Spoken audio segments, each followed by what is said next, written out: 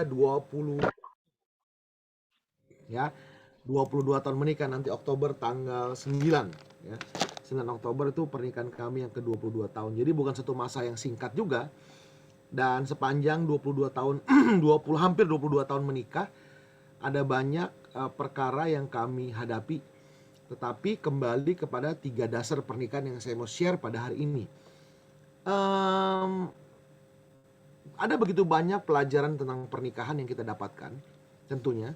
Tetapi maksud saya gini, kita boleh lupa semuanya, pasti lupa semuanya, bisa lupa semuanya.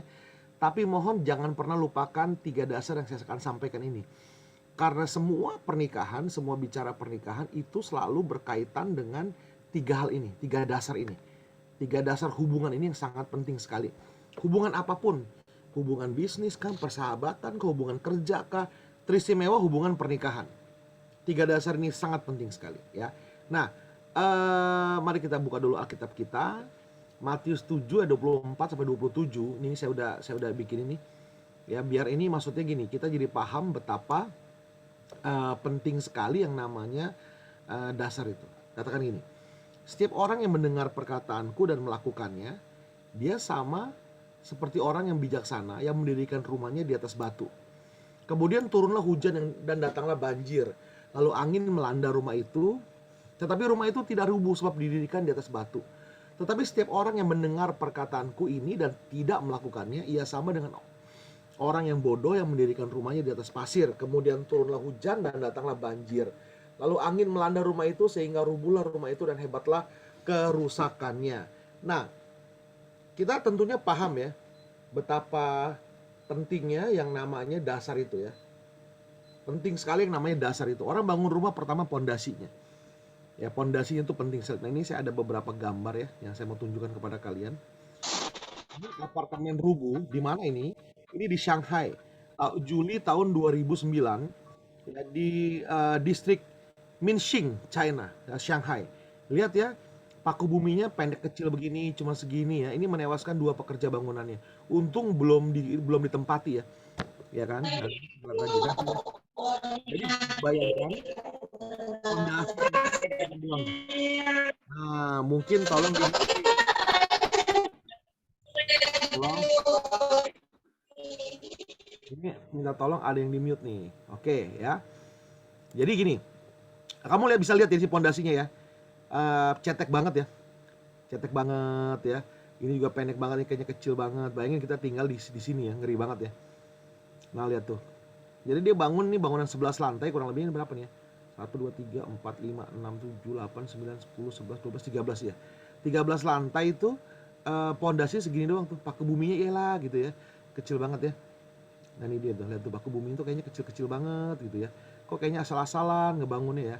Nah, tuh lihat tuh. Ya kayak begitu ya, ngeri ya. Nah, jadi kayak begini nih. Nah, ini ada yang bisa Mandarin nggak nih? Ya. Ini kalau nggak salah Moming Wachesihuani Sensen Aisyani Meyo Lingyo Meyo Yeni. Oh, itu lagu ya, itu lagu ya. Itu lagu ya. Moming Wachesihuani gitu ya. Nah, jadi kan di sini sungai nih. Jadi ketika hujan, air sungai itu rupanya merembes ke sini nih dan melonggarkan tanahnya sehingga akhirnya dia patah tuh. Hujan turun dan akhirnya patah dan akhirnya rubuh tuh. Nah, ini keterangannya ya, keterangannya. Tetapi ada juga loh bangunan yang umurnya sudah, nah ini di akhirnya rubuh ya karena pondasinya patah nih. Tuh jadi akhirnya begini tuh jadi itu ya. Nah, tapi ada juga loh bangunan yang model begini nih. Tuh ya, ditiup angin kenceng dia tetap kayak pohon gini ya. Nah, ini dilanda tsunami nih masjid di Aceh ya. Dan ini umurnya udah tua sekali nih. Bayangkan dia bangun rumah di pinggiran jurang begini ya, tapi selama ratusan tahun dia tetap kuat kokoh begini ya. Tuh, kokoh ya. Kenapa? Karena dasarnya itu batu gitu loh. Dasarnya batu. Nah, kayak gini nih. Ya dasarnya batu. Ada yang tahu nggak bangunan Burj Khalifa? Tahu ya? Burj Khalifa itu bangunan tertinggi di dunia saat ini, 800 sekian meter. Diperkirakan ya, diperkirakan sampai dengan 100 tahun yang akan datang, tidak ada satu bangunan pun, satu bangsa pun di dunia ini yang mampu membangun bangunan seperti itu. Karena faktor teknologi dan faktor ekonomi ya, nggak ada tuh. Dia menjulang sangat tinggi sekali. Dan liftnya itu dikatakan sebagai lift tercepat di dunia. Nah, bayangkan ya, saya kalau ke Sudirman ya, Jalan Jenderal Sudirman di Jakarta ada kebaktian atau acara apa di lantai berapa gitu. Pasti naik lift itu lift yang cepat tuh. itu kuping saya pengang tuh. Ngebayangkan kamu dia ada sekian puluh lantai ya, dia naik gitu, liftnya tercepat di dunia sekitar mungkin 30 apa 60 km per jam gitu liftnya. Nggak tahu ada pengangnya kayak apa tuh. Ya. Itu jadi waktu dia dibangun itu yang pegang kren gitu tuh, itu orang India katanya, namanya Babu Sasi. Jadi si Pak Babu Sasi ini kalau dia naik, dulu belum ada liftnya kan, masih ada liftnya tuh, lift proyek gitu kan. Dia naik, dia ambil makanan semua untuk 1 minggu di atas perlengkapannya. Kemudian dia turun, ya Sabtu Minggu mungkin libur, dia turun, lalu dia naik lagi untuk seminggu. Kenapa? Karena terlalu lama untuk dia turun naik tuh. Bayangin saking tingginya tuh. Betonnya itu dan bajanya itu saya pernah pelajari, saya pernah baca, itu anti karat, anti korosi, anti air laut. Ya, anti air laut, dibangun demikian canggihnya itu gedung. Dan tau nggak, sekarang ini akan dibangun lagi menara ya. Sekarang kalau itu kan gedung, ini menara di Dubai juga, seakan menjadi menara tertinggi di dunia, tingginya lebih dari 1 kilometer. Nah, di Mekah akan dibangun menara Mekah itu, cuman dikomplain ya, dibangun lebih tinggi lagi nanti 1000 meter lagi gitu. Kenapa ya bangunan bisa begitu tinggi ya? Karena pondasinya tuh kuat banget gitu. Nah, bayangkan sebuah hubungan, sebuah pernikahan, kalau dia dibangun dengan pondasi yang kuat, maka pernikahan itu boleh goyang, tetapi tidak akan pernah rubuh. Dia boleh goyang, tapi dia tidak akan pernah bisa rubuh. Kenapa? Karena dia dicengkram oleh satu pondasi yang sangat kuat sekali. Pondasi yang sangat prinsipil, pondasi yang sangat kuat sekali. Nah, kita akan belajar tentang pondasi-pondasi tersebut ya. Oke. Adanya di mana? Ini 1 Korintus 13 ayat 13. Ada yang tahu? 1 Korintus 13 ayat 13 berkata, maka tinggal ketiga hal ini, yaitu iman, pengharapan, dan kasih, dan yang terbesar diantaranya adalah kasih. Ini ayat yang terkenal. Jadi ingat pondasinya, gampang menghafal pondasinya. IPK. Nah, di Jakarta ada sekolah namanya IPK, iman, pengharapan, dan kasih. Ya, jadi dasarnya iman, pengharapan, dan kasih. Nah, itu kita akan belajar hari ini. 3 pondasi ini. Kalian boleh lupakan semua pelajaran tentang pernikahan. Ya, bimbingan pernikahan mungkin bisa lupa, dan saya aja udah lupa apa yang diajarkan oleh Bapak Gembala saya bertahun-tahun yang lalu, 20 tahun yang lalu ya. Saya sudah lupa. Tetapi kalau kita ingat IPK, iman, pengharapan, dan kasih, iman, pengharapan, dan kasih, maka pernikahan kita percayalah akan baik-baik saja ya. Karena setiap orang akan mengambil keputusan, memberikan respon berdasarkan iman, pengharapan, dan kasih. Kita belajar, ini dia pondasi yang pertama. Ya, pondasi yang pertama adalah pondasi iman. First foundation is faith. Oke. Faith itu apa? Nanti kita belajar ya. Ini ada filmnya, ada 2 film. Kita lihat dulu ya. Share sound.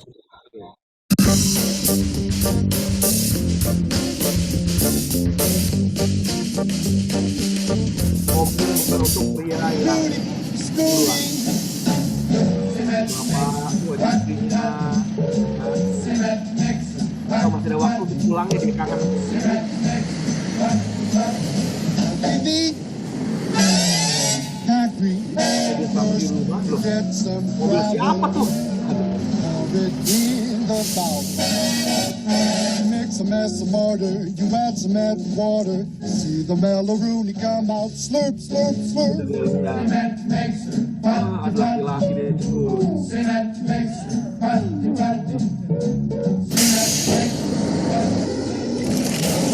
Who wants a bucket of cement? Koffie is mijn steun. Wat is het? Dit is schitterende wijn. Gila udah hancur.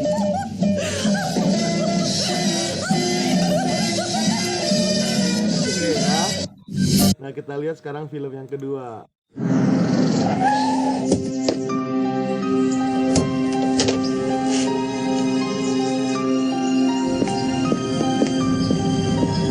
Two-timing son of a...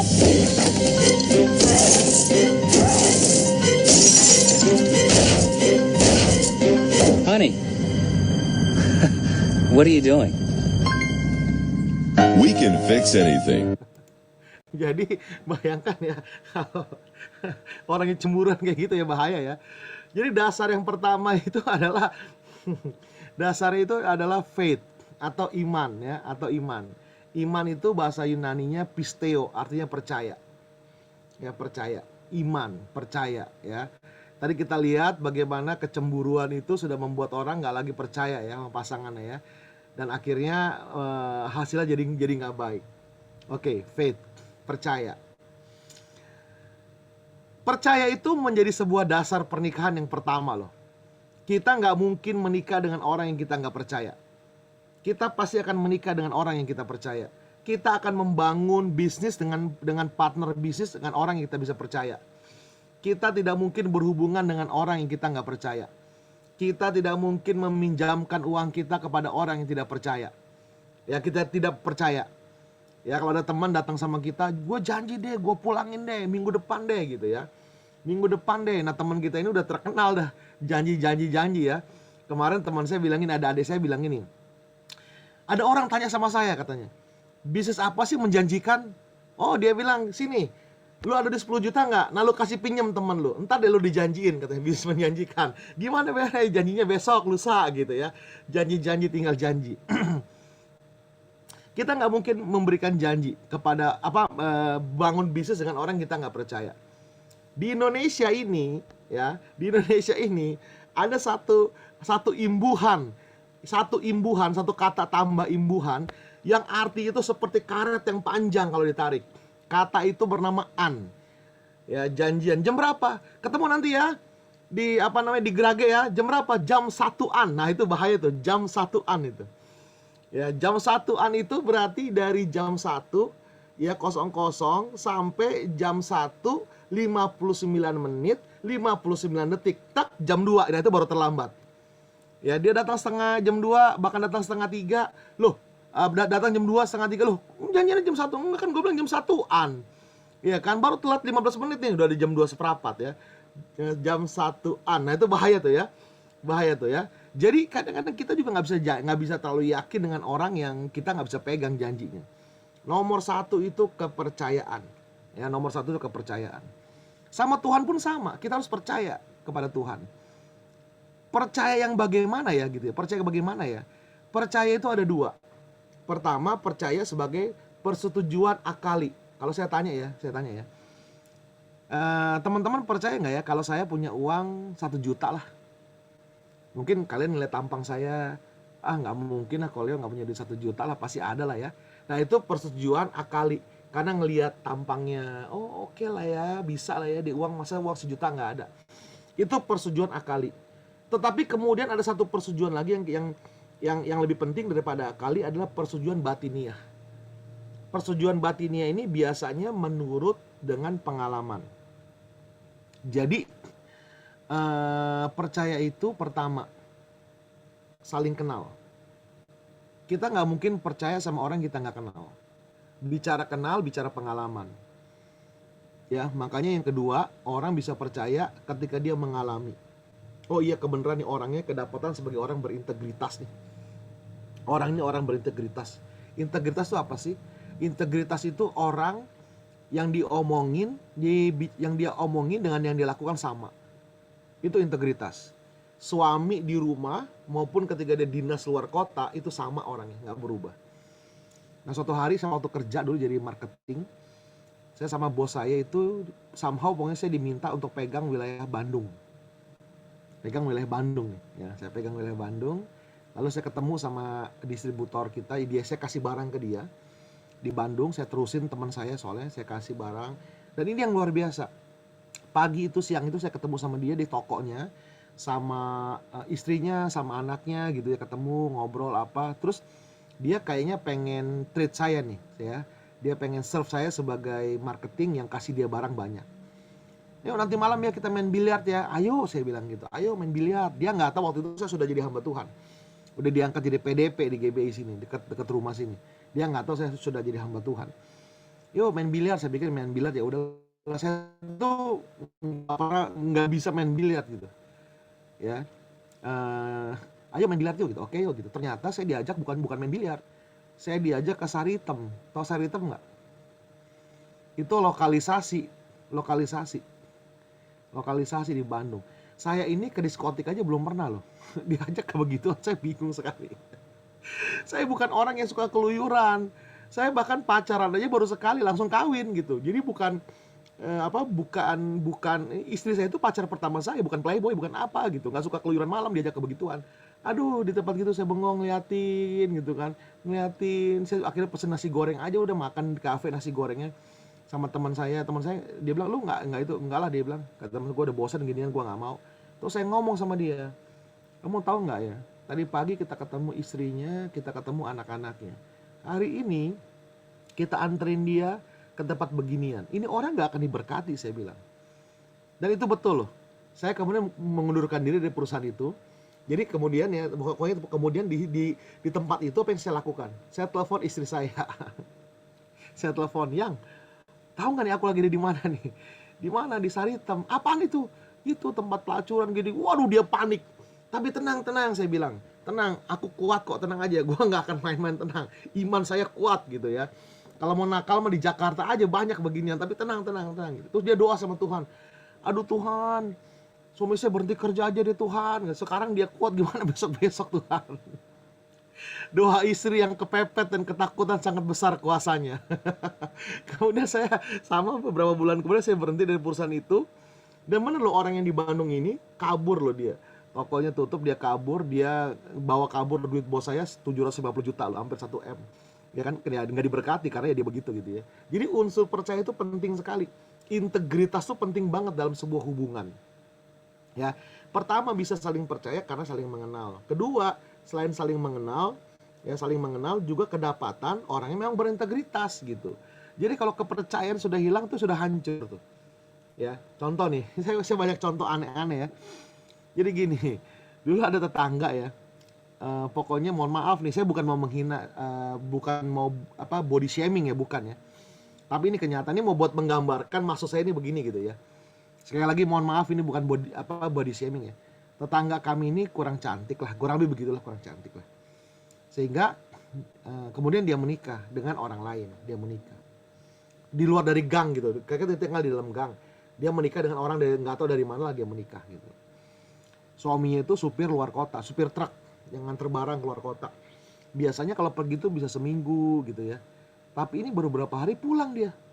Dia pukulin istrinya itu. Dia pukulin istrinya gitu.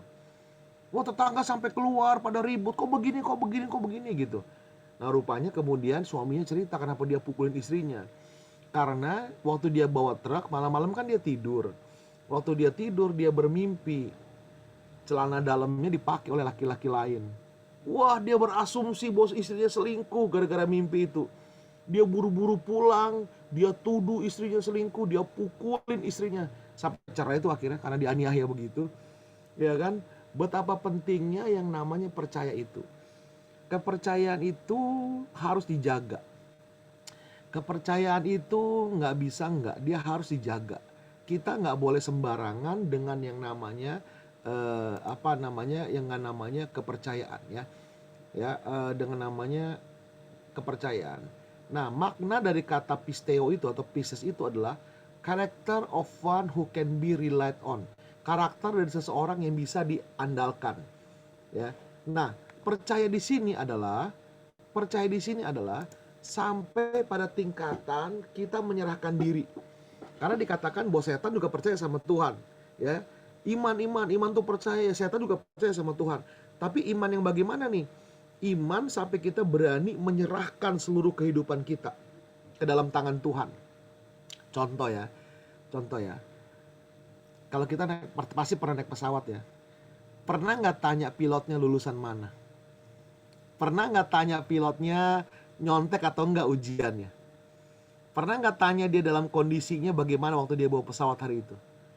Enggak, kita nggak pernah tanya. Kita cuma duduk, lalu kita diterbangkan oleh orang yang kita nggak pernah kenal, kita nggak tahu latar belakangnya. Pesawat di Jerman pernah menabrak gunung. 90 penumpangnya meninggal dunia. Diselidikin, apakah mesinnya, karena Jerman tuh masalah teknik nomor 1. Akhirnya ketemukan human error. Siapa? Pilotnya frustasi karena putus cinta. Lalu dia bunuh diri, dia bawa penumpangnya nabrak gunung, bayangin loh.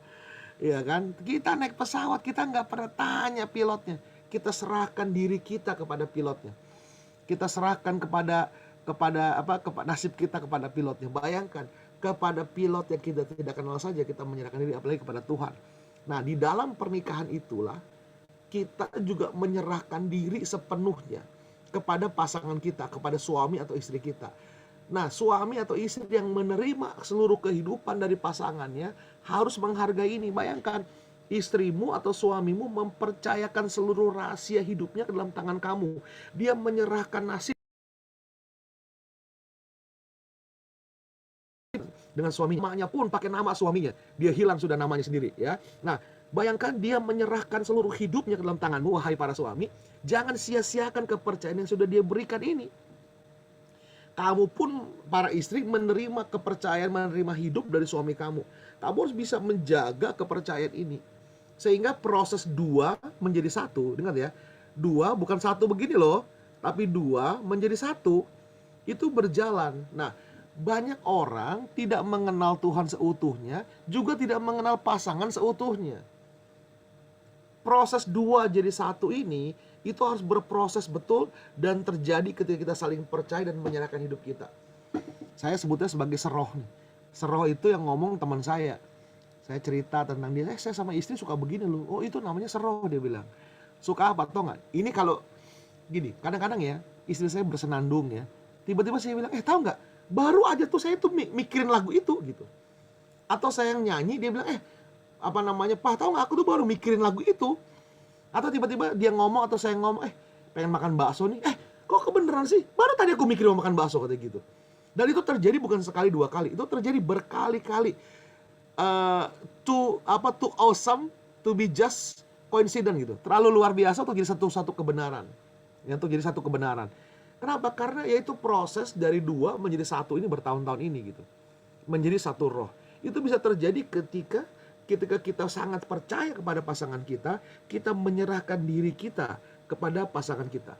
Kalau itu sudah terjadi, teman-teman sekalian, maka nggak ada gosip apapun akan bisa mengganggu hubungan kita. Kita akan jaga kepercayaan itu dan kita percaya kepada pasangan kita. Cemburu boleh, tapi cemburuan itu yang bahaya. Nah, saya cerita lagi ya. Kakak saya punya teman ini orang Jawa, laki-laki. Bapaknya pesen gini sama dia, "Nak, kamu kan mau menikah. Kalau istri kamu capek, nggak bisa cuci baju, udah kamu yang cuci, nggak apa-apa.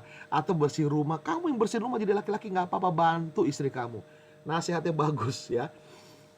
Cuman istrinya ini sakit jiwa loh. Jadi dia sangat cemburuan. Kalau jalan di mall, suami dia lihat papasan mata dengan perempuan lain, itu bisa berantem besar. Suatu hari dia cerita sama kakak saya pas ada saya di situ, dia bilang, "Lu tahu nggak Kim?" kata gitu. "Istri gue pernah berantem marah gara-gara cemburu. Dari Jawa Tengah sampai Jakarta itu ngomel kagak berhenti. Dulu belum ada tol, tolnya belum jadi. Dulu tol baru Cikampek. Bayangkan dari Jawa Tengah berantem ribut mau ngomel sampai Jakarta." Dia bilang, "Gue bawa mobil, gue udah mau bunuh diri, gue mau tabrakin ke truk atau ke pohon biar mati sama-sama lah," dia bilang begitu. Ya kan? Nah, kalau udah begitu pasti itu udah, menurut saya ada kelainan jiwa tuh, ada kepahitan yang perlu dibereskan ya. Ada yang perlu dibereskan. Jadi cemburu itu boleh loh ya. Sekali-sekali suami atau istri dicemburuin boleh loh. Ya kan? Tapi kalau cemburuan tuh nggak boleh ya. Seneng juga dong dicemburuin ya. Kok istri gue nggak pernah marah sama gue, kenapa ya? Apa karena dia jelek kali gitu ya? Satu anak youth, dia bilang gini sama saya, "Om, pacar saya baik om, nggak pernah selingkuh om," katanya gitu. "Oh ya bagus dong pacar lo." "Iya om, dia mah jelek om, nggak ada yang mau sama dia, makanya saya tenang aja om," katanya gitu, nggak pernah selingkuh. Tuh anak kelewatan memang. Ya, nah jadi percaya ya, percaya itu penting sekali ya. Nomor satu itu hubungan itu percaya, pisteo ya, pisteo. Oke, sekarang kita lihat dasar yang kedua. Setelah pisteo apa nih dasar yang kedua ya? Dasar yang kedua itu adalah hope ya. Hope itu harapan ya, harapan. Berharap kepada hal-hal yang baik. Begini. Saya stop dulu ya, ininya ya. Begini. Berharap pada hal-hal yang baik. Bahasa Yunaninya elpis ya. Harapan ya. Jadi gini, eh jadi gini, pengharapan dan kepercayaan itu seperti dua sisi dalam sebuah koin. Orang yang percaya maka dia berharap. Ya, orang berharap karena dia percaya. Kalau kita udah nggak percaya sama orang, kita nggak akan berharap. Contoh nih, ada teman kita, ya, ada teman kita, tukang utang-utang nggak pernah bayar. Tiba-tiba dia datang sama kita pinjam uang 1 juta. Udahlah, gak usah dikasih lah, kita kasih 200.000 aja lah. Gila, gua nggak ada duit ini, cuma 200.000 nih, udahlah. Gak usah harapin balik lah, betul kan ya? Kenapa begitu? Karena kita nggak percaya sama dia. Makanya kita nggak berharap uang kita kembali.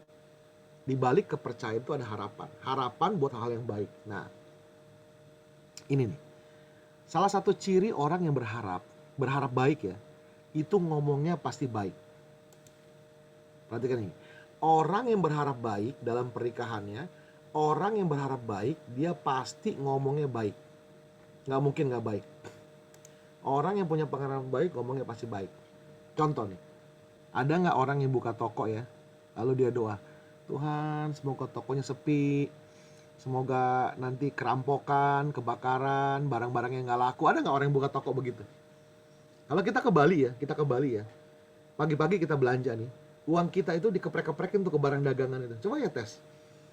Ke pasar Sukowati kemana yang pasar tradisional ya, uang kita tuh keprek-keprekin ke barang dagangan nih, supaya laris, itu penglaris. Orang yang berharap baik, ngomongnya tuh baik. Bertahun-tahun saya jadi sales. Kalau lagi sepi ekonomi, saya datang ke customer saya, Ci gimana Ci? Ya adalah Leo gitu kan. Gak pernah dia bilang, aduh sepi nih, bangkrut gua, aduh susah nih gua gak bisa bayar utang nih gitu. Aduh saya udah mulai takut kalau begitu, udah siap-siap kirim mobil untuk tarik barang tuh. Tapi gak pernah. Siapapun dia, walaupun lagi sepi, dia selalu berkata, ada lah ya, dikit-dikit ada lah, namanya zaman lagi begini, tapi ada lah sih, selalu begitu. Dia tidak pernah mengatakan hal-hal yang negatif. Karena dia masih punya pengharapan. Teman-teman sekalian, kita bisa kehilangan kesehatan, tapi tetap kita bisa lanjutkan hidup. Saya ada satu orang namanya Tony Christiansen. Dia kehilangan kaki, nggak punya kaki.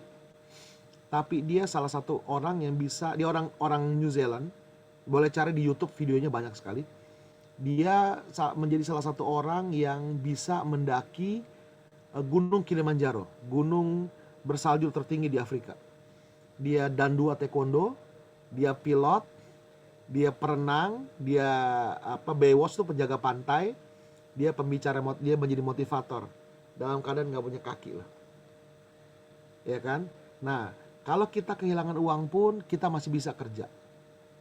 Tapi kalau orang udah punya pengharapan, meski dia punya kesehatan, meski dia punya uang, bunuh diri.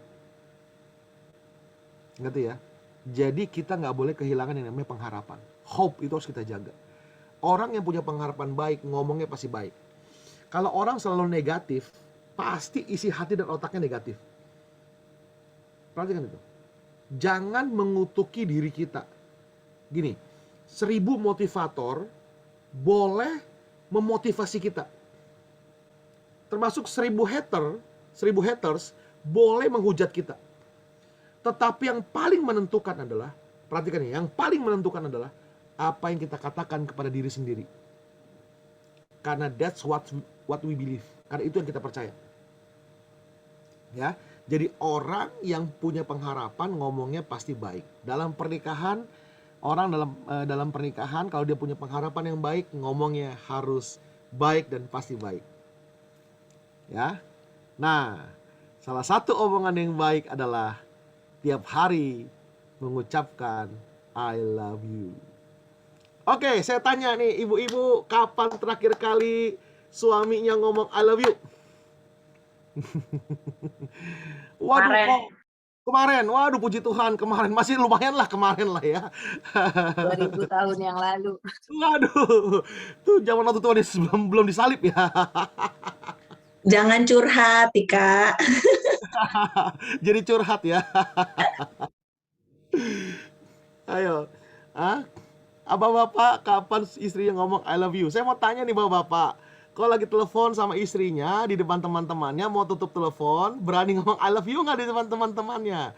Ayo, Saya juga pertama jengah loh. Berani dong. Wah, puji Tuhan. Ya emang harus berani dong, ya kan? Sebenarnya teman-teman I love ngeledekin you, mama. kita, tapi sebenarnya dia iri loh sama kita loh. Nah, saya punya teman ya. Saya ajarkan prinsip ini, ntar saya cari ya. Saya akan tulisan dia nih. Jadi sebentar saya cari ya. Jadi gini, saya ajarkan prinsip ini kepada dia. Nah, ini ada tulisan ini. Saya bacakan ya. Saya ajarkan prinsip ini sama dia. Lalu istrinya nih, yang dia bilang sama saya, Leo dan Sari, istri saya namanya Sari kan. Saya nggak bisa ngomong nih buat cerita nih. Saya tulis aja suratnya, dia bilang gitu. Nah, dia jadi tulis surat sama saya, ini saya bacakan ya. Dia bilang begini. Dia kasih judul tulisannya I love you. I love you. Yang menabur akan menuai. Taburlah kasih, maka kasih akan berlimpah pada waktu menuai tiba. Setelah bertahun-tahun menikah dan punya anak, rasanya sungkan untuk bilang I love you padanya. Alasannya jelas, terdengar kekanak-kanakan dan tanpa debar-debar di dada seperti waktu pacaran. Kupikir mengucapkan I love you akan terdengar kaku dan hambar. Namun aku memutuskan untuk melakukannya.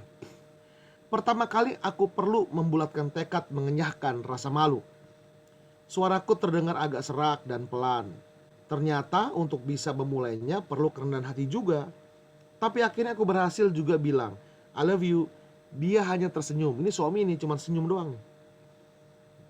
Lalu lain kesempatan aku coba lagi bilang I love you. Setelah beberapa kali aku mulai terbiasa, aku bisa mengucapkannya dengan santai. Setelah terbiasa, aku tidak lagi menunggu kesempatan, malah aku mulai cari kesempatan. Sambil meletakkan piring makan untuknya, aku sengaja berbisik cepat, I love you. Untuk sesaat sebelum tidur, sambil membelai rambutnya, aku bilang I love you. Atau pagi hari, saat membangunkannya, aku akan memberinya hadiah sebuah kecupan dan bilang, selamat pagi sayang, dan I love you. Beberapa waktu responnya hanya tersenyum. Di benakku sempat berpikir, apakah ada gunanya semua ini? Tapi aku memutuskan untuk tetap melanjutkannya. Lewat beberapa waktu, responnya mulai berubah. Saat ku bilang I love you, dia menjawab iya. Jadi jawabannya cuma iya. Apakah ini bisa disebut sebuah kemajuan? Lewat beberapa waktu lagi, responnya ternyata semakin membaik. Ia tidak hanya tersenyum dan menjawab iya, tapi juga berkata I love you too. Berulang kali ia berkata I love you too. Lewat beberapa waktu, aku tidak lagi bilang I love you, tapi dia yang bilang I love you. Dan aku menjawab I love you too. Akhir cerita tidak masalah siapa duluan yang mulai mengucapkan I love you. Tapi bagi kami tiada hari yang terlewatkan tanpa mengucapkan aku cinta padamu. Ya. Nah, itu yang dia tuliskan kepada saya tuh. Kesaksian, dia bilang I love you sama pasangannya. Suatu hari ada satu ibu konseling sama dosen saya. Dosen saya cerita nih kepada saya waktu itu. Ibu ini nangis-nangis. Kenapa nangis-nangis? Karena suaminya selingkuh. Lalu dosen saya ini cuma tanya gini, apa yang ibu lakukan sampai suami ibu selingkuh? Dia kaget ditanya gitu. Lakukan apa, Pak? Itu dasar suami saya aja hidung belang segala macam gitu. Dosen saya tanya, apa yang sudah ibu lakukan? Apa andil ibu sampai suami ibu selingkuh? Akhirnya anak perempuannya dipanggil. Anak perempuannya bilang gini, wah om, saya gak nyalain si papa kalau dia selingkuh. Kenapa? Om tahu gak si mama? Kalau di rumah manggil si papa tuh si bego katanya. Jadi ini istri galaknya minta ampun, dia panggil suami si bego. Ya tuh tinggal tunggu waktu atuh. Kalau suami di luar ketemu perempuan yang menganggap dia seperti dewa, ya pindahlah. Pasti pindah ke lain hati. Ya kan? Nah, di rumah tangga itu, kalau kita mau bagus pernikahannya. Jadi gini, cinta itu perlu diungkapkan secara verbal. Perlu diomongin I love you. Tetapi juga dia perlu sebuah tindakan. Ya, sebuah tindakan. Nih cowok-cowok ya, bapak-bapak ya, dengerin ya. Ibu-ibu nih, dengerin ibu-ibu nih pertama nih. Alat seksnya pria itu di mata. Alat seksnya pria itu di mata. Pria suka melihat yang cantik-cantik. Makanya ibu-ibu dandan ya. Yang cakep ya. Keteknya jangan bau ya. Yang cakep ya. Dandan dikira mau pergi kok. Bapak-bapak, dengar ya bapak-bapak ya. Alat seksnya wanita itu di telinga. Somehow perempuan itu suka dirayu. Dia suka digombalin. Ya, suka digombalin. Gitu. Jadi gombalinlah istrimu. Yang, kamu waktu sekolah dulu belajar tambah-tambahan gak sih? Belajar dong. Oh pantesan cintaku bertambah-tambah sama kamu gitu ya. Dia tahu dia lagi digombalin. Ya nggak gitu juga kali. Tapi maksudnya ada kata-kata yang baik lah. Saya kadang-kadang suka ngomong sama istri saya bilang, Mam, tadi kamu tuh di kumpulan ibu-ibu tadi di gereja, aku lihat kamu paling cantik loh. Aduh, gue bangga deh sama kamu deh gitu. Ya kan? Karena saya suka katakan hal yang baik sama dia. Nah, ada satu kalimat yang harus kita buang dalam kepernikahan kita. Pernikahan, kata itu bernama cerai. Kata cerai tidak boleh ada dalam kamus pernikahan kita. Oke? Jadi gini, taruh tangan di mulut, semua taruh tangan di mulut. Ayo, come on, put your hands on your mouth, oke? Bilang gini, saya buang kata cerai dari mulut saya. 1, 2, 3. Saya buang kata cerai dari mulut saya, buang. Oke. Tadi kata apa yang kita buang tadi? Cerai. Nah, berarti masih ada di mulutnya. Masih ada, karena masih terucap. Saya buang kata cerai dari mulut saya. Itu nggak boleh ada. Karena kata itu dia punya kutuk ya. Sebagaimana kata-kata baik punya berkat, ada vibrasi berkat yang membangkitkan semangat, tetapi ada juga kata-kata yang menurunkan semangat. Ada gelombang yang menimbulkan kenegatifan dalam hati orang. Ya, jadi orang yang berharap baik, dia pasti ngomongnya baik. Yuk kita ucapkan hal-hal baik di keluarga kita. Buat istri kita, buat suami kita, buat anak-anak kita. Ya. Jangan ucapkan kalimat-kalimat yang negatif. Dasar lu perempuan tolol lu, gitu ya, ngomong sama istrinya ya. Lalu istrinya bilang gini, mana lebih tolol? Gua atau lu? Setolol-tololnya gua berhasil tipu lu kawin sama gua, berarti lu lebih tolol dari gua. Jadi suaminya kalau ngatain istrinya bodoh, Anda sedang mengatakan diri Anda lebih bodoh daripada istri Anda. Sebaliknya ketika Anda memuji istri Anda, istriku cantik, secantik-cantiknya dia, Anda berhasil taklukkan dia menjadi istri Anda ya. Oke ya. Nah, ini ada beberapa saya akan share ya, bad habits dalam pernikahan kita. Ya, ini bad habit ini. Pertama, berhenti mendengarkan. Seni komunikasi terletak pada kemampuan untuk mendengarkan, bukan berbicara. Udah dengerin aja, ya. Mendengarkan. Makanya Tuhan kasih kita 2 telinga, 1 mulut. Yang kedua, menghilangkan romantisme. Siapa yang kalau jalan ke Grage atau ke CSB masih gandengan tangan sama istrinya? Atau sama suaminya? Ayo, gandengan tangan. Hah? Nah, saya sampai hari ini masih jalan gandengan tangan sama istri saya kalau ke mall. Karena kalau saya lepas, anak kok. nah itu dia, kalau saya lepas dia langsung shopping soalnya. Ingat ya dalam pernikahan ya, nomor 1 suami atau istri, nomor 2 bukan anak. Sebagai seorang suami, nomor 1 itu bukan anak tapi istri. Sebagai istri, nomor 1 itu bukan anak tapi suami. Udahlah saya mah hidup buat anak aja lah, salah. Nomor 1 itu pasangan kita. Nomor 2 mungkin anak lah. Tapi nomor 1 itu pasti pasangan kita. Karena kalau rumah tangga kita nggak benar, yang menderita anak. Kalau pernikahan kita baik, anaknya juga akan dia rasa aman dalam hidupnya. Pendidikan dia, gambaran dia tentang keluarga yang baik itu akan kuat sekali. Ya.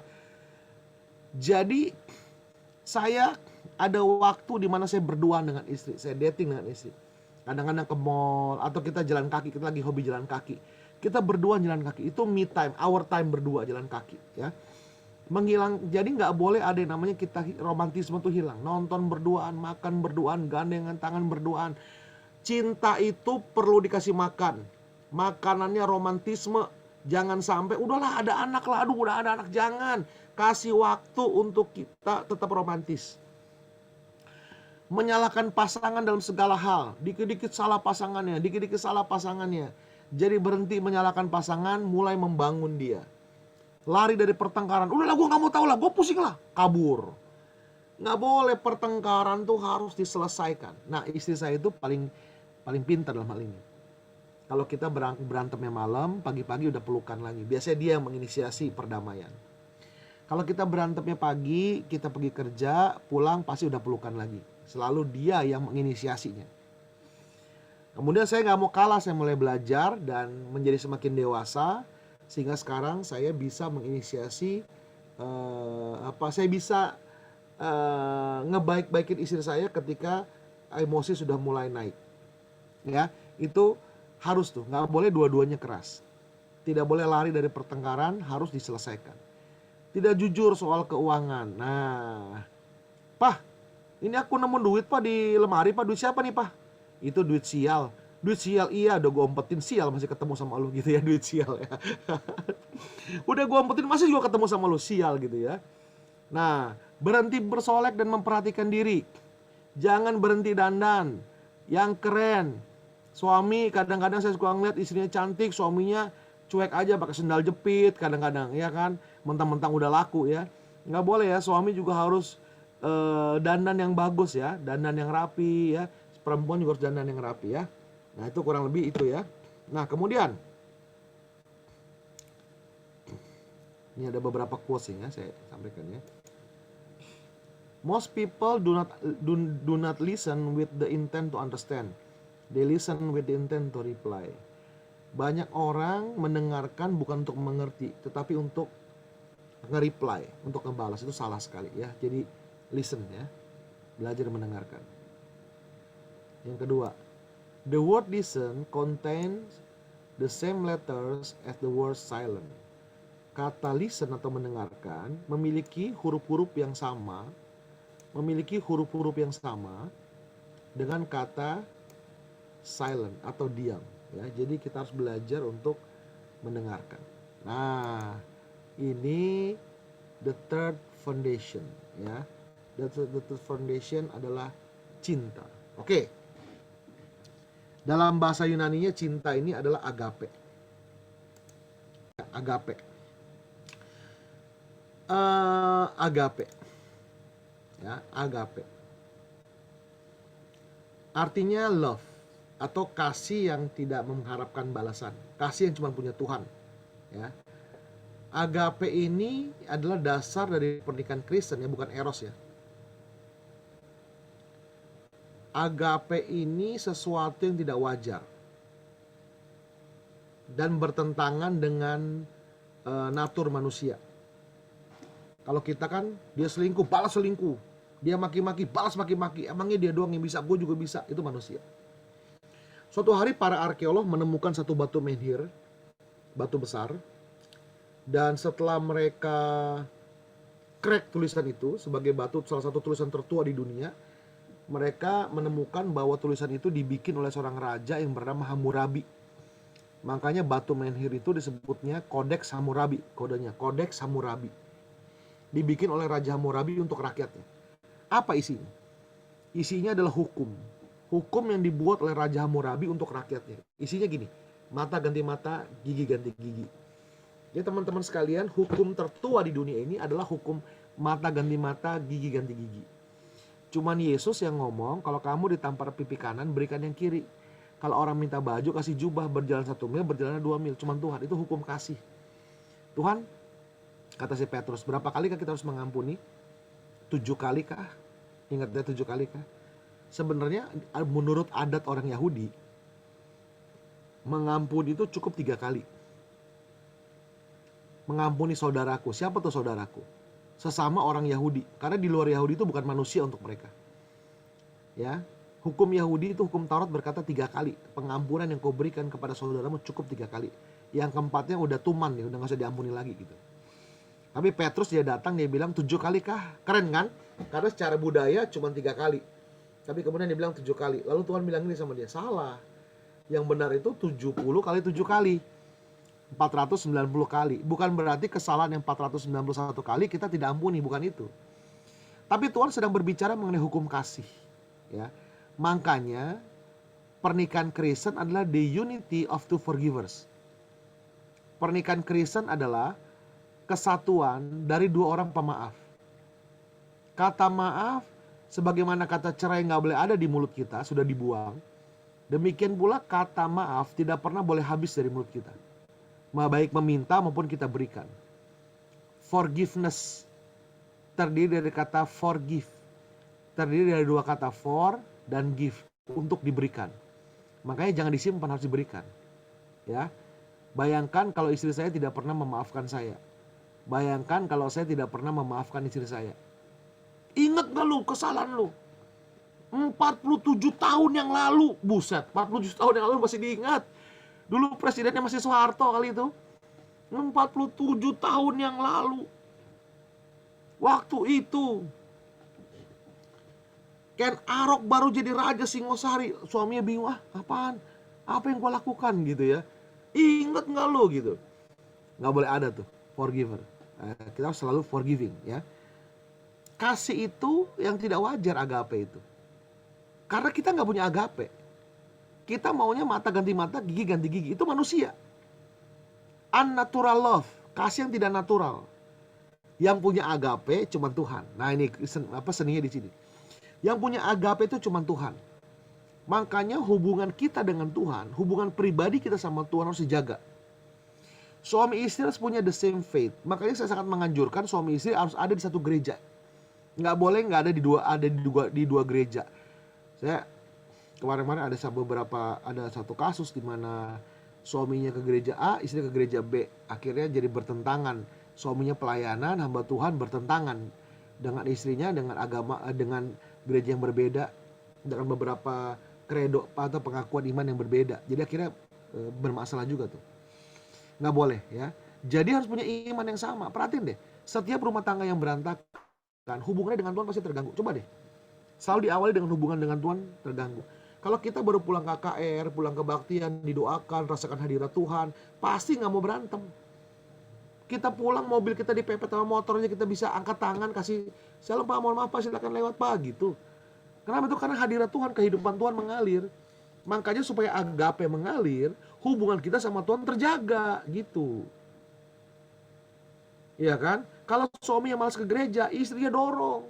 Kalau istri malas ke gereja, suami harus dorong. Harus kuat hubungannya gitu. Hubungan dengan siapa? Hubungan dengan Tuhan. Karena agape itu unconditional unnatural love gitu. Ya kan? Unnatural love. Kasih yang tidak yang gak natural. Yang punya tuh agape. Nah, supaya kita punya agape, maka hubungan kita sama Tuhan harus baik supaya kasihnya mengalir. Nah, kasih agape itu selalu other-centris, nggak pernah egosentris. Jadi begini, terjemahan agape yang terbaik dalam bahasa Indonesia yaitu apa? Kasih. Kasih itu memberi. Saya kelamaan ya, bentar lagi saya selesaiin ya. Agape, memberi. Kasih itu selalu memberi. Jadi gini, seorang istri dia berpikir setiap hari begini, apa yang bisa saya lakukan supaya suami saya berbahagia? Demikian pula dengan suami, apa yang bisa saya lakukan supaya istri saya berbahagia? Ya kan? Kalau kita menikah cari bahagia, kita salah. Kita harus memberi bahagia. Karena gini, suami-suami dengerin ya, kamu harus bisa membahagiakan istri kamu. Istri-istri dengerin ya, kamu harus bisa membahagiakan suami kamu. Karena suami yang berbahagia, dia bisa membahagiakan pasangannya. Istri yang berbahagia bisa membahagiakan suaminya. Karena bagaimana mungkin dia bisa memberi sesuatu yang dia nggak punya. Ini prinsip loh. We cannot give something that we don't have. Kita tidak bisa memberi sesuatu yang kita nggak punya. Makanya bagaimana mungkin istri kita bisa membahagiakan kita kalau dia nggak bahagia? Bagaimana mungkin kita berharap suami kita membahagiakan kita kalau dia nggak bahagia? Makanya bahagiakan pasanganmu, maka dengan otomatis dia akan membahagiakan kamu. Nggak bisa self-centris, egocentris, harus other-centris. Memberi, kasih itu memberi. Makanya kalau dalam rumah tangga kita sudah menuntut, udah salah tuh. Agapenya udah hilang. Nah, sebelum menuntut ada diskusi memang. Nah, diskusi kita selesaikan di diskusi. Kalau udah menuntut tuh sudah ribut pasti sudah berantem. Saya dulu menuntut istri saya. Kita berdua tipenya sama, orang intim stabil. Orang intim itu banyak ngomong, banyak lupa, dan berantakan. Lihat aja kalau kamu kerja, lihat teman kamu yang mejanya selalu berantakan. Itu pasti orang intim. Saya nuntut dia beresin kamar. Dia menderita, saya menderita. Istri saya bukan pemalas. Dia kalau lagi beberes nih, bisa dari pagi sampai malam. Bangun tidur sampai malam dia beberes kamar, rajin sekali. Tapi saya sering menuntut dia. Sampai akhirnya saya biarkan. Nggak usah nuntut lagi, karena yang ngeberantakin juga saya. Saya akhirnya paham, emang udah jati diri dia begitu. Udah saya biarin. Lama-lama apa? Dia bahagia, saya bahagia loh. Saya nggak stres juga. Saya tidak menuntut dia yang macam-macam. Yang bisa saya lakukan untuk dia. Ya. Nah, kemudian agape itu unconditional love, kasih yang tanpa syarat. Makanya kata kuncinya meskipun. Saya mencintai kamu meskipun. Kan nggak bisa dong ya. Saya Leo menerima engkau Lele. Kan istri Lele namanya Leo juga ya, suaminya ya. Menerima engkau sebagai istri saya yang sah, satu-satunya saya akan mengasihi kamu bla bla bla. Asal berat badan kamu tidak pernah naik daripada 55 kg. Waduh, cintanya bersyarat. Cintanya bersyarat. Cinta tuh gak boleh bersyarat. Saya cinta sama istri saya waktu berat badannya 55 kg waktu kami menikah. Saya cinta dia waktu berat badannya 80 kg. Dia sudah turun 15 kg, 18 kilo sekarang ini. Mau menuju, dia mau cita-cita mau kembali. Kalau bisa di bawah 60. Kami lagi kerja keras ini. Ya, kerja keras tapi tidak mudah karena godaan bakmi, bakso dan bak-bak yang lain tuh sangat memudahkan. Ya. Jadi unconditional love, kasih yang tanpa syarat, kasih meskipun bukan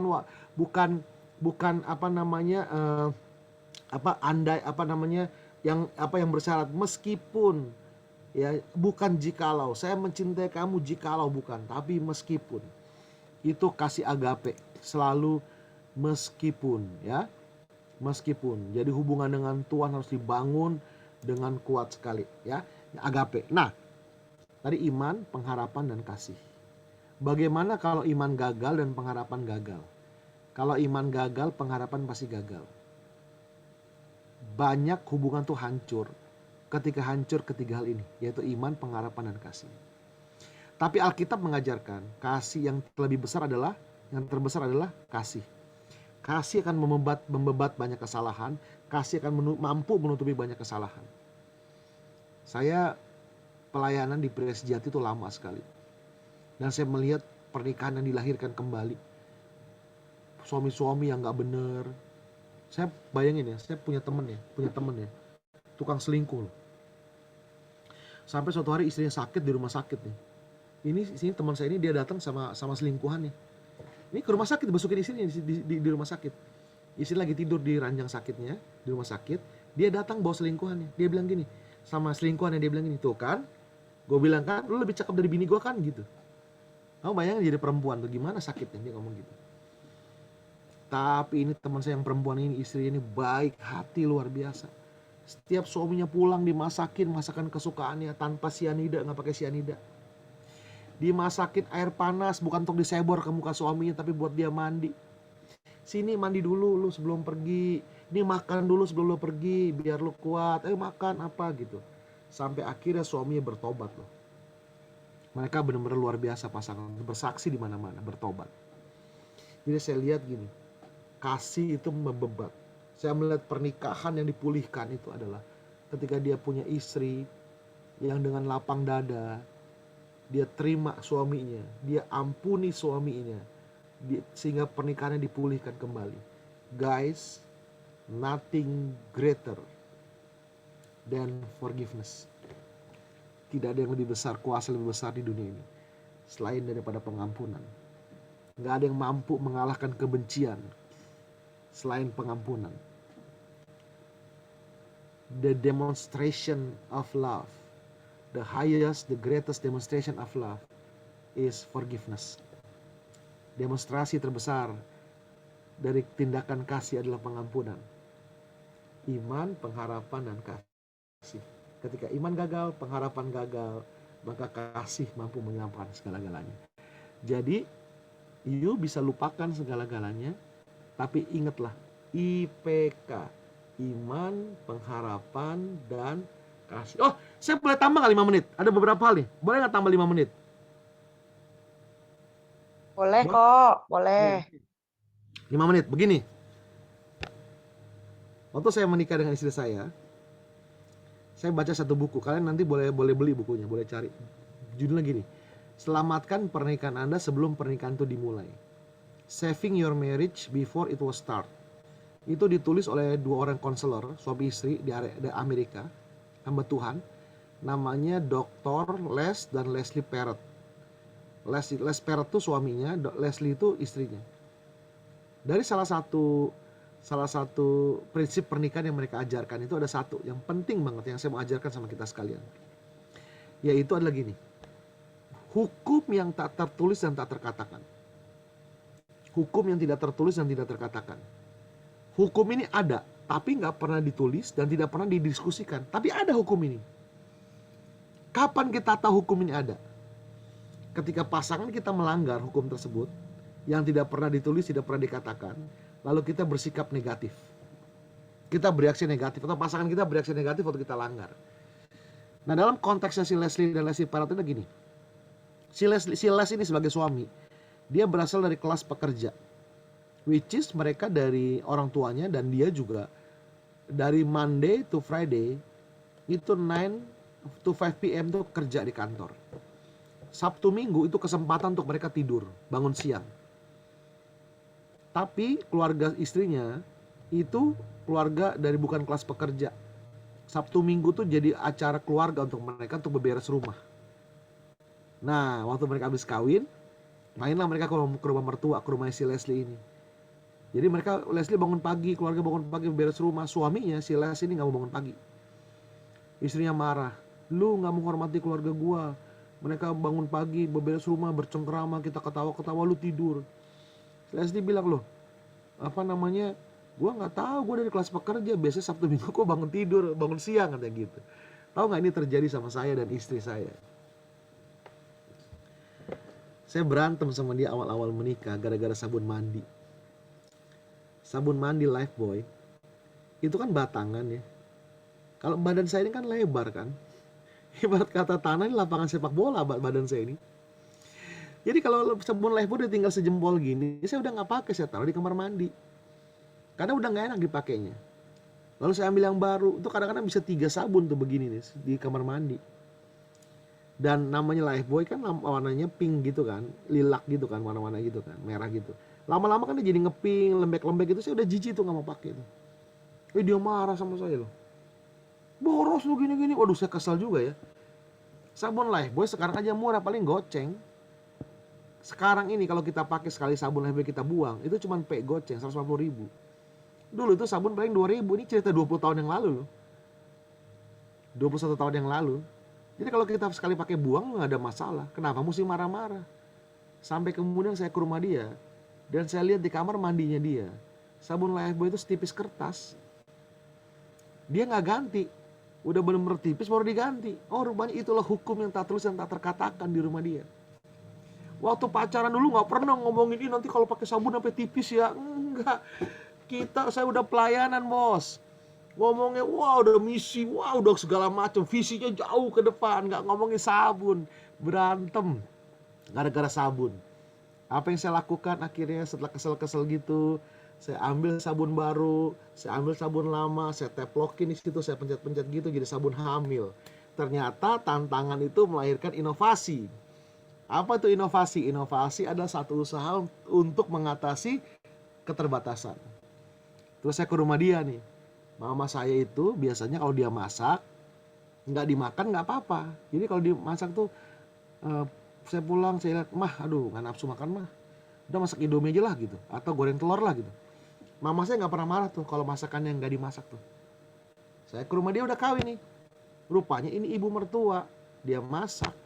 Setiap kita pulang saya nggak pernah makan makanan dia. Dia marah melalui istri saya. Istri saya marah. Nggak dimakan gitu kan, memang harus makan kan, kita udah makan kenyang ya kan, harus dimakan. Kira saya makan masakan mertua. Rupanya peraturan tak terkatakan kami adalah makan makanan mertua. Sederhana ya, pasukan dipencet lupa tuh pas jadi nyata orang bercerai odol. Tahu nggak, saya pernah ngeliat nih di depan mata saya terjadi Seorang suami cabut samurai, dia mau bunuh istrinya di depan mata saya. Tetangga heboh. Sayur baru kawin, baru punya, lagi belajar masak istrinya sama suaminya, bikin sayur lodeh. Lagi begitu pulang santannya katanya pecah. Istri bilang enggak pecah. Suami bilang santannya pecah. Pasti lu nggak jagain ya? Enggak, kok nggak pecah. Dari pecah nggak pecah itu ribut besar. Suaminya pukul istrinya, dia sampai aduh hampir bercerai itu rumah tangga. Coba bayangkan kalau dia bunuh istrinya ya. Gara-gara apa? Sayur lodeh. Ada artinya nggak sih? Nggak ada. Kita jatuh terselandung karena batu kecil. Sesuatu yang tidak kita hargai. Sesuatu yang kita less pay attention. Kita hargai. Kita akan jatuh di situ. Kita jatuh di batu kecil. Kalau batu gede itu namanya nabrak. Ya.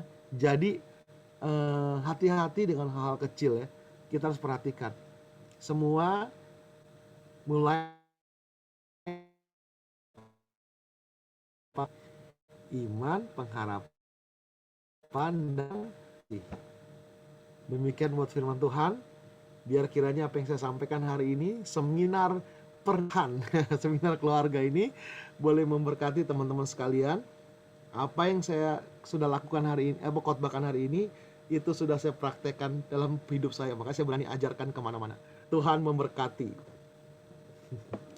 Thank you, Ko Leo, buat Yap. sharing firman Tuhannya. Amin. Guys, gimana, merasa diberkati? Ada yang mau tanya? Karena udah malam, kita buka satu sesi pertanyaan aja ya, Ko ya. Ya, siap. Biasanya jam Sorry 9 kelamaan. kurang udah mulai bedtime. Oh iya. Ya, anak-anak saya udah gede soalnya, jadi saya udah lewat Gak masa itu. apa-apa kok, tapi Iya, iya. bagus banget firman Tuhannya menguatkan dan mengajar banyak hal ya teman-teman. Ayo, satu pertanyaan, langsung dibuka aja mute-nya, boleh? Ada yang mau tanya? Sebelum kita doa tutup. Jadi ada dua kesimpulan. Yang pertama, saya menjelaskan demikian jelas sampai kalian ngerti, atau yang kedua, saya jelek yang jelas kalian nggak mengerti apa yang saya Saking jelasin. banyak yang mau ditanya, jadi dipilah kok Leo mana yang mau ditanyain. Oh iya.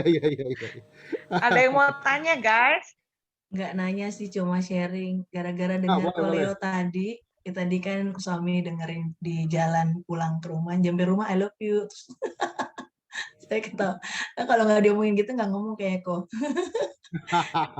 Thank you banget. Puji Tuhan. Iya. Jadi Komsel membawa berkah ya, Kak? Iya, tapi sama ya waktu kalau Leo bilang I love you, jadi kita berdua I love you-an malah, bukan denger. Gimana sih dengerin khotbah bukan I love you. Apa ya kalau Leo? Mungkin ini ya, saya mewakili aja deh gitu. Di antara iman, pengharapan, dan kasih. Masalahnya sekarang yang saya banyak dengar gitu, dari cerita-cerita teman-teman di luaran sana, itu biasanya lagi bergumul soal finansial nih kok gitu. Nah, gimana maksudnya?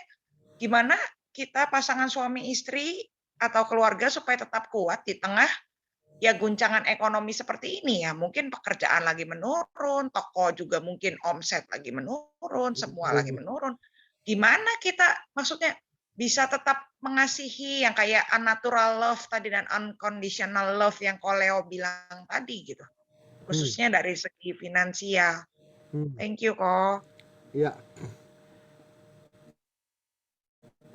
Gini ya, tidak ada yang lebih penting daripada hubungan suami dan istri. Itu nomor satu. Waktu istri saya menikahi saya juga kita nggak punya duit. Saya waktu memutuskan menikah dengan dia, kami berdua memutuskan tabungan kita cuma 2 juta loh. Tapi kita bisa menikah. Tapi ini 20 tahun yang lalu ya, 20 tahun yang lalu, tahun 2000 ya. Kalau sekarang udah nggak cukup ya. Waktu itu restorannya masih mau dibayar setelah buka angpau. Untung 2 juta. Ya.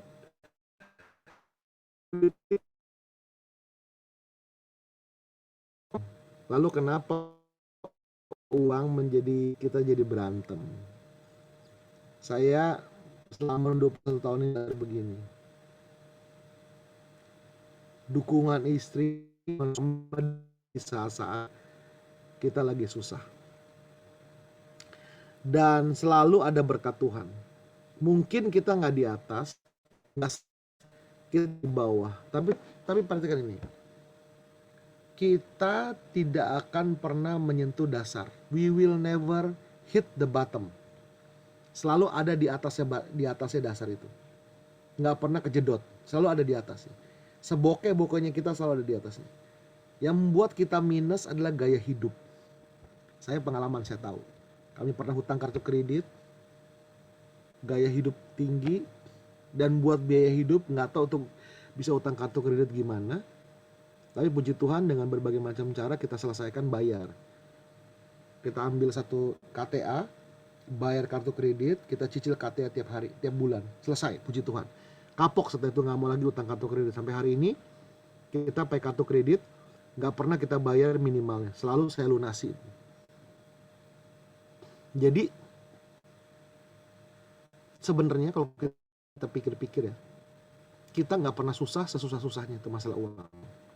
Kita susah karena kita mengikuti certain lifestyle, gaya hidup tertentu.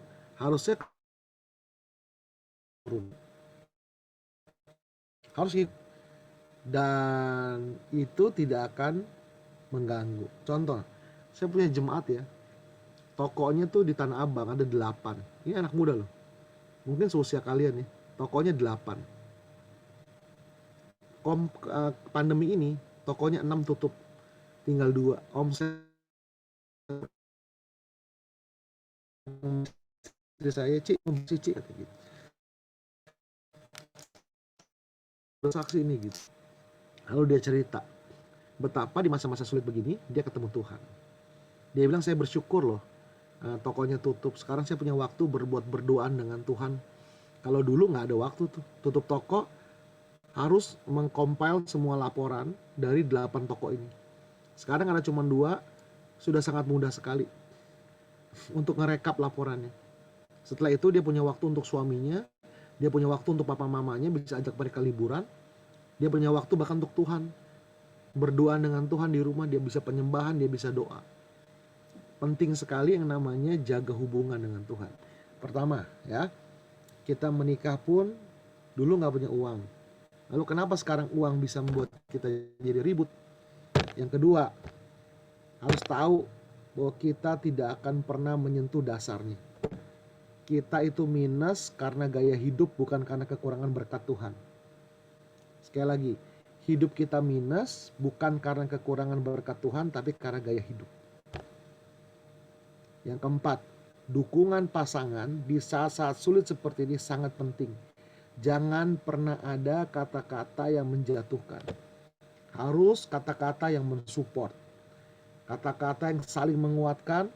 Kata-kata iman selalu perkatakan. Dan doa bersama. Nah terakhir, doa bersama saya lupa. Begini. Saya lupa, ini penting sekali. Kunci keintiman itu doa bersama. Kita akan intim dengan siapa kita berdoa. Kalau kita berdoa dengan Tuhan, kita akan intim dengan Tuhan. Pasti. Yang kedua, kita akan intim dengan partner doa kita. Itulah kenapa suami istri harus doa bersama. Kalau kita doa buat Indonesia, kita akan intim dengan partner doa kita. Kenapa? Karena kita akan share the same burden untuk bangsa ini. Misalkan. Yang ketiga, kita akan intim dengan apa atau siapa yang kita doakan. Kita akan intim dengan Indonesia kalau kita doain Indonesia sungguh-sungguh. Akan intim dengan Indonesia. Kita nggak mau ngutukin Indonesia. Kalau ada pendoa syafaat yang katanya berdoa buat bangsa, lalu ngutukin pemimpin, yang ngutukin bangsa, dipertanyakan ke pendoa syafaatannya dia. Seorang pendoa syafaat yang berdoa buat bangsanya tidak akan pernah rela mengutuki bangsanya. Karena dia akan intim dengan itu. Itulah kenapa suami istri harus doa bersama. Bukan mengutuki bersama, tapi berdoa bersama. Karena prinsipnya kita akan intim dengan siapa kita berdoa, kepada siapa kita berdoa, apa atau siapa yang kita doakan. Ya, jadi 5 poin tadi itu harus menjadi prinsip kita. Waktu saya susah, istri saya nggak pernah ngatain saya. Ya, waktu penghasilan dia lebih besar dari saya, dia nggak pernah menghina saya. Demikian pula waktu saya penghasilan saya punya uang, dia lagi bokeh, saya nggak pernah menghina dia. Kita semua saling support, terutama ya istri lah. Saya hari ini ada tuh karena istri. Aduh, kalau nggak ada dia, saya bayangkan nggak tahu apa yang terjadi lah. Puji Tuhan. Ya, demikian. Thank you Koleo. Sorry saya off cam lagi, di sini hujan, sinyalnya nggak stabil. Jadi kalau off cam lebih stabil ya. Thank Ya. you sekali lagi Koleo. Teman-teman, Ya. karena ini udah malam, sesi sharing ditutup. Mungkin nanti kalau teman-teman punya pertanyaan, bisa di WA ke saya atau ke Marlin, nanti kami bantu sampaikan ke Koleo, boleh ya Koleo? Boleh. Nanti di WA, terus mudah-mudahan bisa dijawab, nanti dikasih tahu ke teman-teman ya, atau di grup. Bisa. Nanti kirim Boleh, email. oh ya foto bareng dulu, permintaan dari Ibu Marlin. Boleh, Le? Ngomong, Le? Mace, Yo, yuk buat kenang-kenangan, mumpung ini ada dari Bali, ada dari Jogja, ada dari Tangki, dari mana Tangki? Iya. Yuk semuanya on cam yuk. Oh ada Poppy dari Jepang ya. Semuanya on cam jangan yuk. lama-lama, Le, nanti sinyal hilang, Le. Iya yuk, ayo. Jadi ini bukan orang Cirebon semua nih.